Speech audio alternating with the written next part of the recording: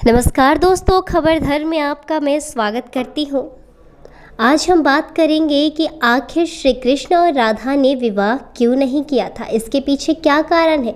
एक श्राप की वजह से इन दोनों का विवाह नहीं हुआ था। वास्तव में राधा और कृष्ण से जुड़ी बहुत सी कथाएं आप लोगों ने सुनी होगी। राधा और कृष्ण ने एक दूसरे से कभी विवाह क्यों नहीं किया, आखिर वह कौन सा श्राप है। चलिए आज हम आपको बताते हैं कि ऐसी कौन सी कथा है।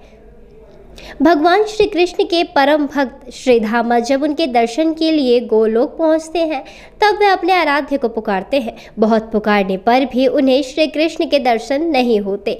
तब वे नारद जी के पास जाकर इसका कारण पूछते हैं। नारद उन्हें बताते हैं कि आप अधूरा नाम ले रहे हैं। गोलोक में श्री कृष्ण से पहले आपको श्री कृष्ण प्रेमिका राधा रानी का नाम लेना होगा। श्रीधाम को नारद मुनि की बात समझ नहीं आती। वे किसी तरह से अपने आराध्य के दर्शन के लिए इधर से उधर दर्शन करते हैं, उन्हें भोग में माखन चढ़ाते हैं। मगर जब श्रीधामा देखते हैं कि राधा उन्हें अपना जूठा माखन खिला रही है तो उन्हें क्रोध आ जाता है।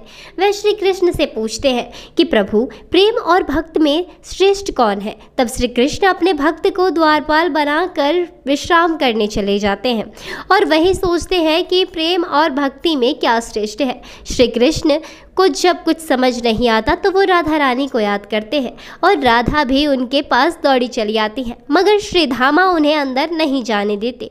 दोनों में तर्क वितर्क होता है। जैसे ही राधा श्री कृष्ण के कक्ष में प्रवेश करने ही वाली होती है कि श्रीधामा उन्हें 100 वर्ष तक का श्री कृष्ण को भूल जाने और मृत्युलोक में रहने का श्राप दे देते हैं।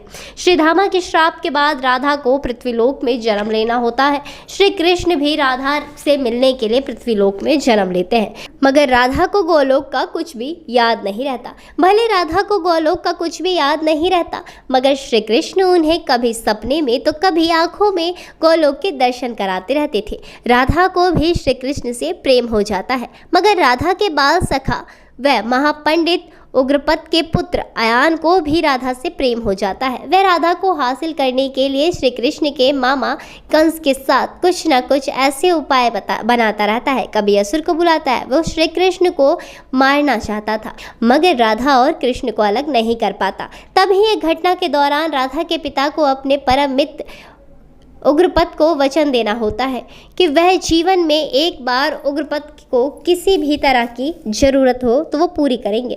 मौका आने पर उग्रपद अपने बेटे अयान का विवाह राधा से कराने की बात रखते हैं। मगर राधा के पिता राधा का विवाह तो सिर्फ श्री कृष्ण से कराना चाहते हैं और अपना वचन पूरा नहीं कर पाने के लिए वह संन्यास लेने की घोषणा करते हैं। तब ही श्री कृष्ण को गोलोक में श्रीधामा द्वारा राधा को दिया श्राप याद आ जाता है। श्री कृष्ण इस बात का जिक्र राधा से करते हैं और विवाह को ना करने की बात भी रखते हैं। इसके साथ ही वह राधा को पुत्री धर्म निभाने के लिए भी कहते हैं। राधा अपने पिता का मान रखने के लिए श्री कृष्ण की जगह अपने बाल सखा अयान से विवाह कर लेती है और श्री कृष्ण भी अपने कर्म करने के लिए वृंदावन में मथुरा चले जाते हैं।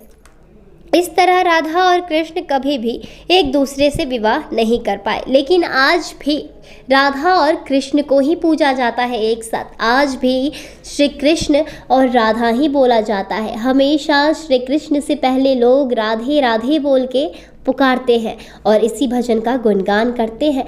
राधा रानी एक तरफ अपने पिता के सम्मान के लिए और दूसरी तरफ उन्हें श्राप मिला था। इस वजह से उन दोनों ने एक दूसरे से विवाह नहीं किया, लेकिन उन दोनों का प्रेम अमर रहा। आज के लिए बस इतना ही। ऐसे और अपडेट्स के लिए जुड़े रहें हमारे साथ और देखते रहें खबर धर्म। धन्यवाद।